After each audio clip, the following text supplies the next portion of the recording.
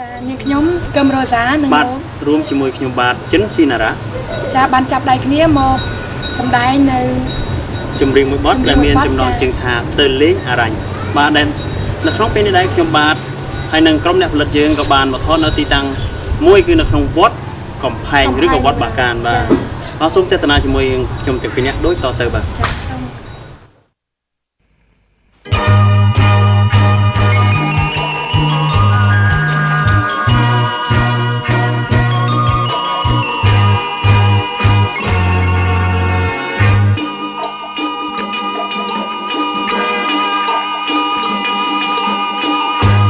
រដូវជុំឆ្នាំនេះណាប់នួនបងនឹង